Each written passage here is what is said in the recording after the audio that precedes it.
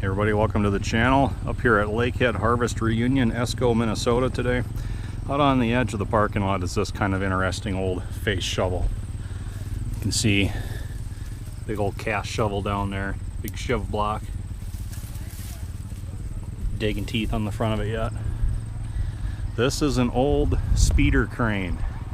Speeder shovel, I should say, and what I would not give to have these cast iron tags hanging on the wall of the shop. Those are just awesome. It's the old riveted construction boom. This was made back before they did a whole lot of welding on these large assemblies. Of course, they were always kind of limited to the size that they could actually put together with rivets. Once they started welding, their capabilities got much greater, but you see a crack in it right here. I think they were welding reinforcements here. I think looks like they welded another crack there back in the day. Bunch of welds on this riveted plate. I think a lot of these have started working loose. Have these little handles and could also be doubled as foot pegs to climb up. Service a bunch of your cables, pulleys, rigging. See the old drums in there. A lot of the rigging is gone now.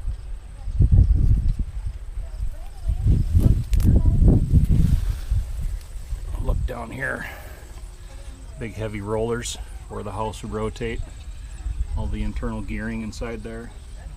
Some of those are getting pretty sharp too. I think this thing's done a lot of revolutions in its day. Look at that interesting toothed drive cog up in there, where the upper one would fall into the lower one to engage it. A lot of neat monkey motion on these. Again, heavily riveted construction. This is where the drive chain for the track sprocket would go. That's missing. Typical low-tech cast iron pads with just the unsealed, just plain pin. Not even a bushing in there.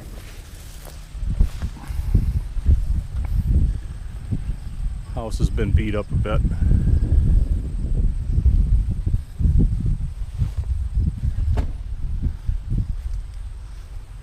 Here we go. We just stack all our counterweights up in the back. Giant through bolts going down through. It's like a big flathead engine in there. It's got a bit of a patch on the side, like the water jacket split, and an old Eisman mag. Look at that. Still has the Eisman in it. Look at the beads that they rolled on these covers here. That one up there has them rolled in as well. Not only adds rigidity, but has a nice look to it as well.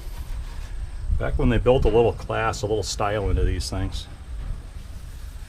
Textured floor pans in it. And the house has been hit quite a few times back here. It is beat up on all corners, all sides, holes bashed in. Had some interesting beads rolled into this panel as well. Better view of that engine. I can't even tell what type it is. A Leroy or a Buddha maybe? I really don't know. Lots of daylight shining through up there.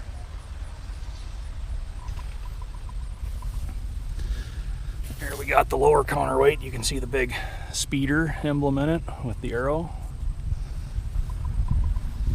Neat stuff.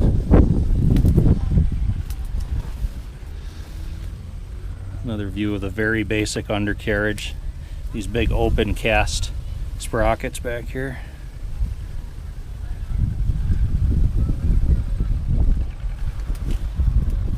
Operator's platform here. I don't know a model of this. This just has a serial number, number 796. Speeder Machine Corporation, Cedar Rapids, Iowa. Again with these guards with the rather ornate beads rolled in them. Stuff is just so cool. Operator's seat, if you can call it that. Piece of metal, you'll be fine. All your various control levers up here. This is what I really like. They wore these brake pedals, or these pedals, down flat at one time, And this looks like undercarriage hard facing rod that they built them back up with. They built each edge and then they put all the dots back in it. They did that to both of those. Actually, this one looks like maybe this one was flat, so maybe all three of these were flat at one time, but they textured these two, I don't know. But the guy that put hard facing rod on those and put all those little bumps in, he definitely put a little effort into that. Linkages to all those over center clutches inside all of those sprockets to power the drums, and the gearing, and you mentioned the noise and the heat that would be built up inside this tin house back in the day. Really neat stuff.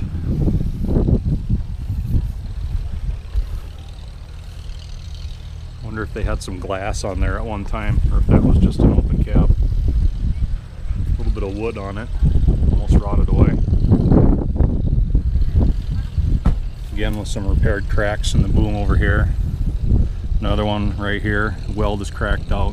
A bunch of metal's been added here, lots of beads, another crack repaired there. And back to the nice cast iron speeder badge. Love those things. Speeder face shovel, Esko, Minnesota. Thanks for watching, guys.